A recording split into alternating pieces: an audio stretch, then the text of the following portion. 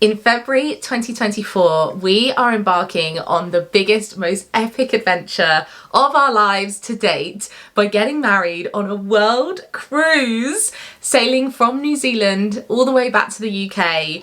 And we're actually doing half of it, so 60 days on board, getting legally married, and then we're on honeymoon. And I just cannot even believe that we're doing this. We filmed this a few days after our 6th anniversary together, and we will actually be getting married on our 7th anniversary, the 24th of February 2024. It's got a great ring to it. It has, hasn't it?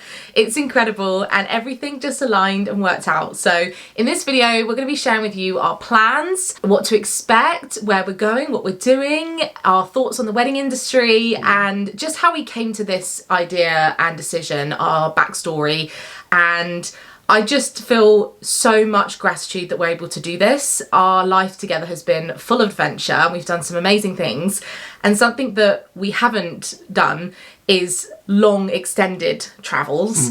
And I think it will make perfect sense if you know us even just a little bit. It feels so right. Like it just feels like it's slotting in together perfectly. Yeah, the last 2 years have felt like that a lot. In fact, actually all of our relationships felt like that. Every big decision we ever made in terms of getting our dog, getting our house, and then if you watched our journey in terms of getting engaged, we shared that was quite unconventional. We did the ring together, we planned the proposal together.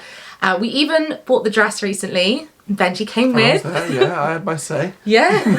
We've really fallen in love with cruising over the last 2 years, and to be able to have the chance to do this is just... It's like a wedding and a honeymoon all in one, doing one of the things we love most with each other. Yeah. It just makes sense, and it just feels right. With the dates aligning for us as well. It was just epic. So we're finally ready to talk all about it, but we have been filming some clips, so keep watching as we're going to share a little bit about how that's been going. But let's just start by talking about exactly what we're doing. The logistics, the fun bit. The fun bit. So do you want to share a little bit about what we're doing? So we will be flying to New Zealand about 4 or 5 days before the cruise leaves Auckland. Yeah. So the ship will have already been sailing for about 40 days, and then we'll meet up in Auckland. We will then be getting on board, and that's when the party really starts. And we'll be doing a bit of the northern tip of New Zealand, through Australia, Sydney, Brisbane, up through Cairns, I think, and then Southeast Asia. I'm going to have to read this. We got Indonesia, Philippines, Hong Kong, Vietnam, Singapore, Malaysia, Sri Lanka, Dubai, which is where we got engaged on our 5th anniversary, Oman, Malta, Spain, and then back to beautiful sunny old Southampton. That's it, yeah. So 60 days on board. So neither of us have been travelling. No. Like the typical backpacking travelling. No. So we haven't seen the gorgeous areas that Southeast Asia has got to offer.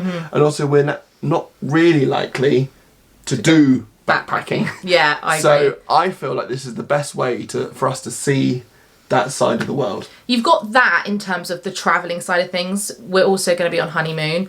We're also legally getting married on board, just the two of us. So we are not inviting anyone of our friends or family to join.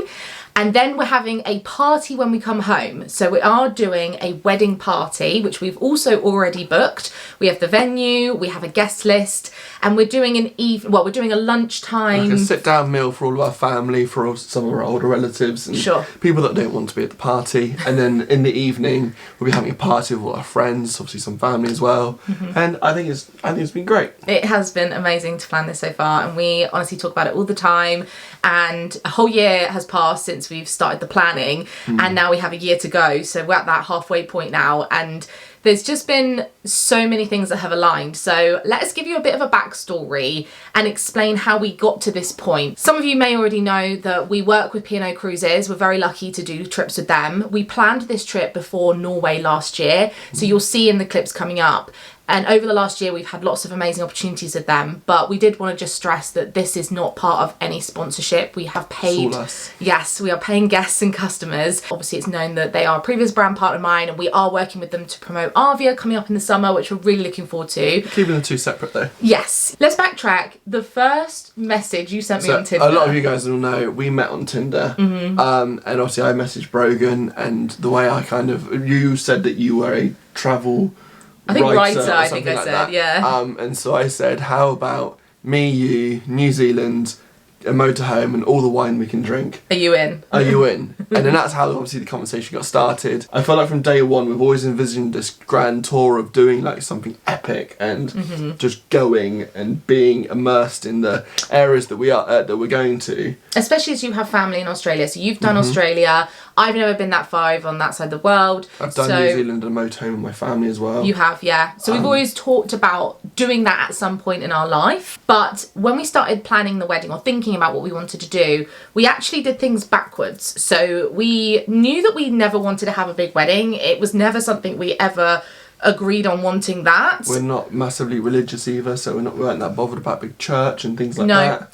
And over the last few years, we've been very lucky to go to lots of weddings ourselves. And part of that process, obviously, you start thinking about what you would like. And you cherry pick the bits from everyone's wedding, don't you? And we've loved going to weddings. And Benji was a groomsman last year, and we've seen lots of our friends make their vows and walk down the aisle and all of that. And we actually do love weddings. We pride ourselves on really being like great wedding guests. We like everybody else's wedding. We do, but it's not something we've ever envisioned. So we went backwards and said, well, what do we want to do for our honeymoon? Because if we can establish the honeymoon, we can then establish how much money we want to spend, and then that will decide what's left in terms of what we want to do wedding wise. So we did look down the route of just doing a registry office, a meal, or something low key. But the problem with that is it just starts growing again. Yes. And so you're like, oh, we'll have 20 friends and family at the wedding, and then it's like, well, I've got that person, I've got that, like, you know, I'm not saying this isn't exactly, but like cousins and families, and then and their partner and that friend and that colleague, and it got a bit out of hand. You don't know where to draw the line, and then you have a big wedding again. Yeah. Even though you wanted to start off small.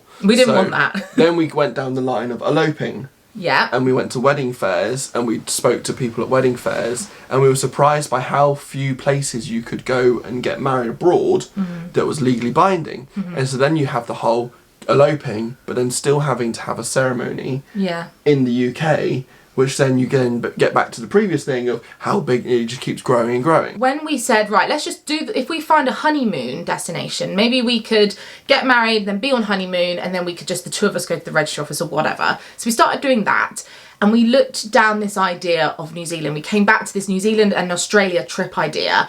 And Benji suggested, well, why don't we do that original plan of going around New Zealand in a motorhome?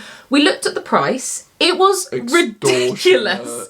So expensive. Crazy. And also I didn't really fancy, like 2 days after getting married, me having to carry the toilet over to the toilet block and be like, I didn't want to cook and clean. Morning, wife. I'm just going to go and take the toilet off to the block. And that wasn't the kind of vibe that we... No. And don't get me wrong, I think we will do that 100%, one day. 1,000%. I'm going to fall in love with Australia, I know I am, and New Zealand, but Not this trip. No, not this trip. Not for our honeymoon. So we said, if we're going to do lots of different places, we don't want to backpack. We don't want to have to unpack our stuff. We don't want to have loads of internal flights. We don't want to have to be, traveling. So how do we see lots of places without having to stress about all those flights and hotels and everything? It almost started off as a bit of a joke of like, oh, imagine if we did this world cruise. How amazing would that be? Thinking that it was just like not reachable. Yeah. But then when we started looking into it, and the time, the price, things like that, is like we saw it as a lot more. Yeah. In our kind of, I don't know, budget's the wrong word, but you know what I mean? What we would be willing to spend. And how long we wanted to be away. Yeah, I agree with you. And so then that started the idea of, well, we could do a world cruise. But obviously, we just assumed world cruise was the 100 days. Yeah, but Southampton. Sure, yeah. But when we looked into it, we realised you can actually join at certain countries. And that's when we started looking into, well, let's look at New Zealand, Australia, and then... as I'm sure you can imagine, that rolled into this idea. And I think because we've done a fair few cruises now, we understand how lovely it is to put your stuff in the wardrobe and you're unpacked, and then you can just like go... a base. Yes. A safe base. Sure. Of you go to these amazing places and then you come back to your 5-star floating resort. Yeah. It's incredible. Now we've got the plan, it just seems so obvious to us. Yeah, and so when we looked into getting married on board, we knew that you could. We realised that this particular ship, so there are only certain ships that you can legally get married on because it depends on where they're registered, and it just so happened that the day we wanted, the 24th of February, fell on a sea day. You can only get married on sea days, and it fell perfectly in Australia off the coast. We just felt like the stars aligned once they told us that it was doable. We can have all our sort of wedding elements that we want in terms of a ceremony and speaking vows and doing that commitment. We want some traditions in terms of maybe a cake, or I want to still wear a white dress. And we just felt like there was no better way to sort of have everything aligned. So that's how we came about with deciding to get married on a world cruise, and essentially traveling, honeymoon, it's all in one. You get the gist. We have actually been filming some of the process, so I'm just going to flash you back to the last year and how that's been going. So what's the date today? It is the 7th of April 2022. So today is exciting, isn't it? We are going to P&O head office in Southampton. We're going to West Quay to go and buy some clothes for me, last minute panicking before Norway. Yeah. And we are going to see the wedding planner. Yeah, a wedding coordinator that works for Carnival, who basically own P&O Cruises, and it's our first wedding appointment. So the first time we're going to speak to somebody there about what the wedding day would look like, what the legalities around it, what we actually want, if it's possible to do our ceremony that we want on the route and the ship we want, and just basically establish the first steps into how we get it booked. So we thought we'd go meet them in person just so that we can put faces to names. And weirdly, it just so happens we're also working with P&O at this moment in time as we're filming this. 2 years before we hopefully will go on our wedding cruise, but this is just before Norway, so yeah, we're really excited. I've put nice makeup on for the occasion. I didn't bother. No. I thought I just wanted the vibe for today.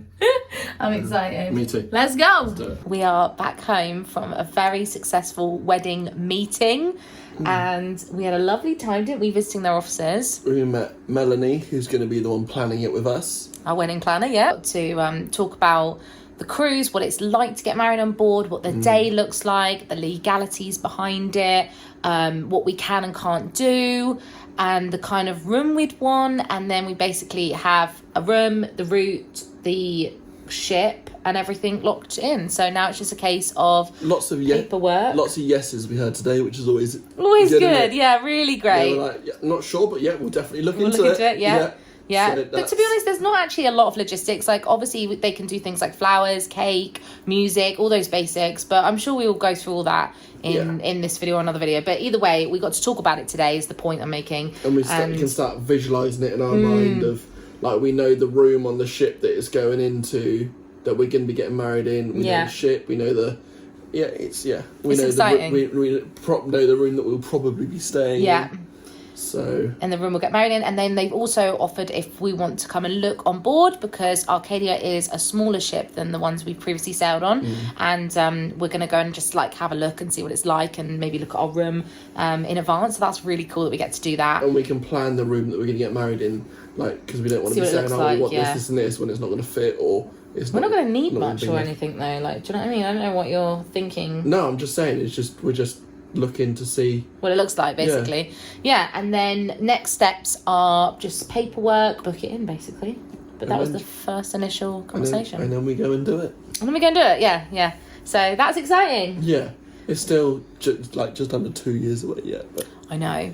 It's currently April 2022, so I know we like being organised, but imagine the we have to. Imagine the size of the binder we're going to have. All the research I get to do over the next 2 years. 60 days of scheduler fun.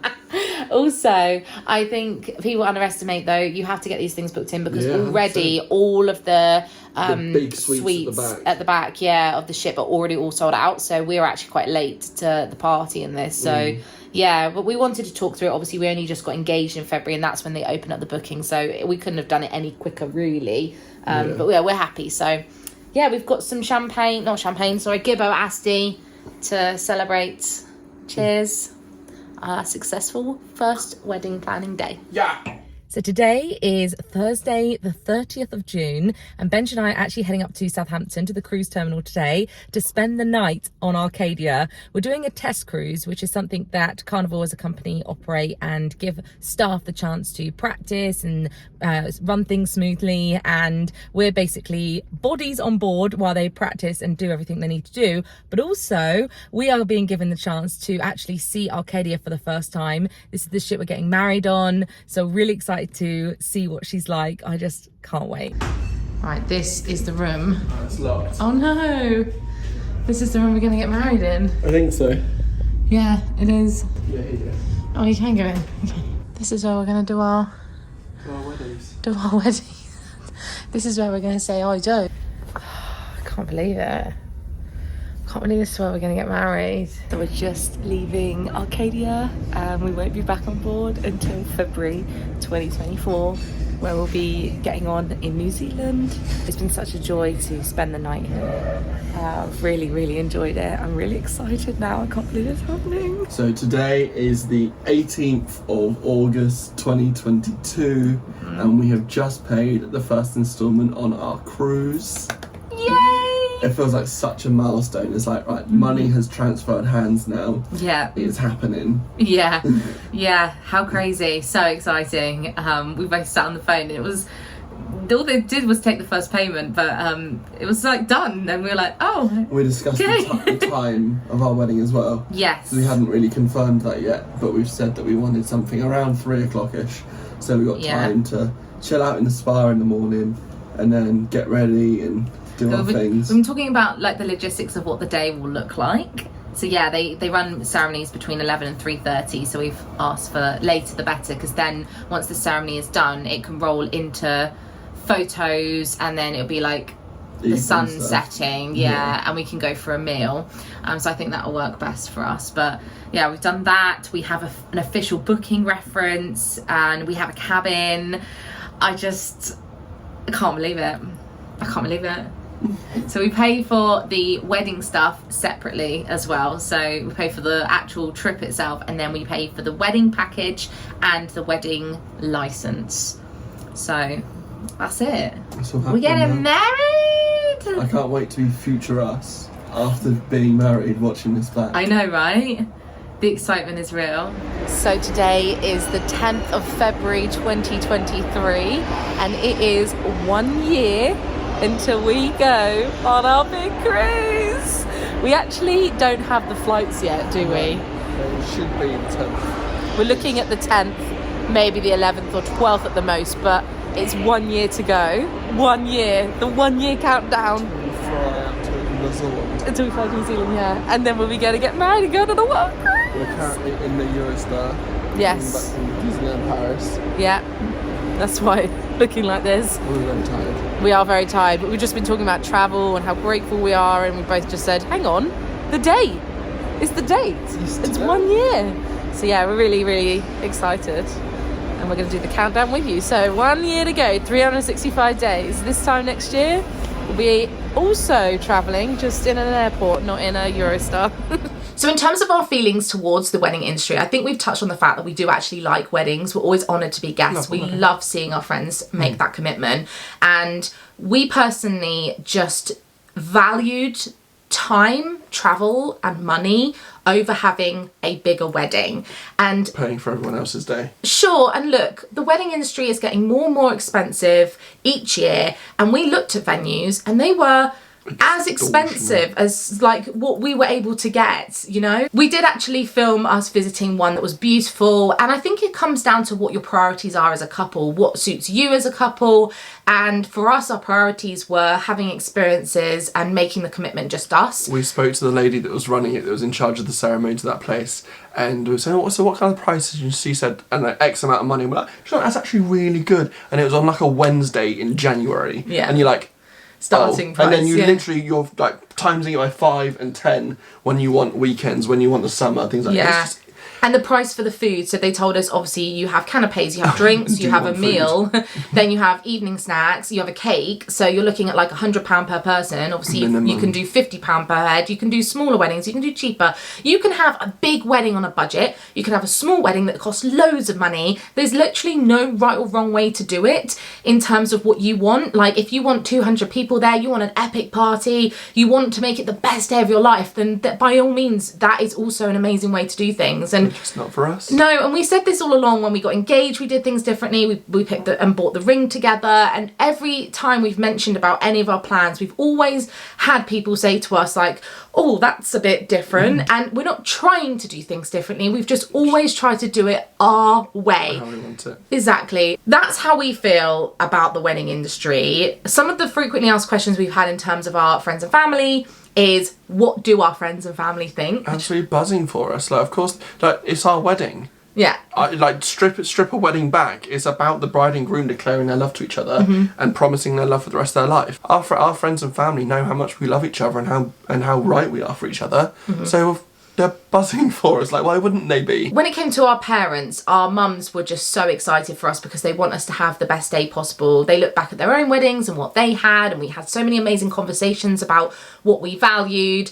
And I know that it means that we won't have some elements. I know it means we're going to be missing out on some things, but I think when it came down to my own family in particular, I've only got 4 family members and I have a small group of close-knit friends, and honestly I couldn't envision myself personally walking down an aisle.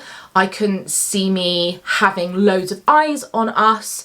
I felt so uncomfortable about it, and I'm aware as well that obviously we film and share everything, and I'm not entirely sure how much we're going to document and share. Our wedding party will probably just keep for us because that is really just like a light montage or something like that. We might share some pictures and stuff. I don't know about the actual day itself either yet, because really it's not something we've been trying to do for a show. Like it's for us. So yeah, our friends and family have been amazing about it. For anyone concerned about your heart, so I'm having surgery on the 24th of March, your birthday. Of course it is. Like oh, I should say it's my 30th birthday on board too, by the way. It is, yes. Yeah. But anyway. So you would have already had the surgery. We're filming and this I'll before. be 11 months out, and the recovery time is normally about 3 months if all goes well. Hopefully a bit less because I'm younger, and obviously normally the type of people that will be having open heart surgery would be older. Plus we did ask your surgeon and he said you'll be absolutely fine to fly, fit to fly, and ready to go on anything a we've trip. done in and around my heart stuff, we're so cautious with. We've spoken to my specialist. They've told me the things I can and can't do. There's no real don'ts, is there? He has a heart tumour, in case we haven't elaborated hopefully by the time this goes out, I won't have a heart tumour anymore. So just to sort of put people's mind at ease, you'll be absolutely fit and healthy and fine to go. But obviously Benji's health always comes first for everything we do. So we are taking 3 months of no trips. Our next trip will actually be a cruise from Southampton, which was kind of perfect because he doesn't have to fly. But by that point, a year out, he will be okay. The only other thing that we have also been asked and talked about is our dog Bonnie as well. I know a lot of you will probably be concerned about what Bonnie will be doing, and have no fear, she will be very happy and safe hands with my mum. She's gonna love it. She's gonna be absolutely fine. She gets spoilt rotten over there, doesn't she? She's like like your mum's little grandchild. Yeah, for sure. She calls her a grand doggy. I will say that leaving Bonnie was one of the harder parts of the decision-making process, and I'm going to really struggle, I think. And even the thought process of not having her by our little feet every day is obviously a difficult part of it, but we know that she's going to be really cared for and she'll be waiting for us when we come back. So, and I think as well, I know it sounds crazy, but my brother spends 2 months on and 2 months off on his job, so I know how long 2 months feels when someone's gone away and how quick it comes around. And for me, I know that she's going to be absolutely fine, so we've just sort of accepted it's been part of the decision-making process for us, but we wouldn't do it if we didn't think she was fine. No, of course not. And again, Bonnie would always come first too, so if for any reasons Bonnie wasn't okay or you weren't okay, we wouldn't be going, which is why we wanted to hold out on sharing this news with you, because we really wanted to see how the year was going to go, when the surgery was going to happen. And now we've paid and booked for everything. It's all official. We have it all in our P&O Cruises account. We can start booking our excursions, our shore experiences. We have started planning out where we want to go. We don't want to reveal all the details of everything we're doing in this video. We're going to do a whole separate video because we want to share exactly what we want to do at each location and destination, and maybe a bit more detail in terms of what it's like, what being on board for that long is like, and we are going to be vlogging it. We are. We're not structuring it at all, are we? It will be, we'll vlog for a while, and when we feel like we've got enough stuff for a vlog, we'll stick it up. I don't know whether we'll do destination based. Maybe we'll bundle a couple of days together, because obviously a lot of these destinations we're spending a day in, some of them we're spending overnight in, but again, we'll talk about that in another vlog. We did actually discuss not filming it at all, didn't we? Yeah. And having it just for us, but then we were like, oh well, we'll obviously want pictures because we'll be doing stuff everywhere. And then I felt like for us, vlogging is just so natural. Like the couple of trips we've done that we haven't vlogged, we'd be like, oh, do you want to film my food? And I'm like, oh no, obviously no, we're not vlogging. Yeah. So it feels so natural for us that I think it'd almost feel weird. But we're on honeymoon, so we've not decided if we're going to upload while we're away, if we're going to take the whole 2 months just off and share it all when we come back. Logistically, we haven't quite figured that out. You might get 3 vlogs, you might get 10. Yeah, we don't know. It might be double that. We have no idea. We have absolutely no idea. So I hope... And that doubles back into, again, it's our trip. We've paid for it. They haven't asked us to film anything. They don't have any control. They don't have any say on what we say. So it is completely our views, our trip, our wedding. So that's it. That is what we're doing. I hope, fingers crossed, everything goes to plan. Obviously, everything is subject to changes, so just keep your fingers crossed for us. Let us know if you're excited. We can't wait to bring you on this special journey with us. Thank you so much for watching, and we'll see you again very soon. See you later. Bye.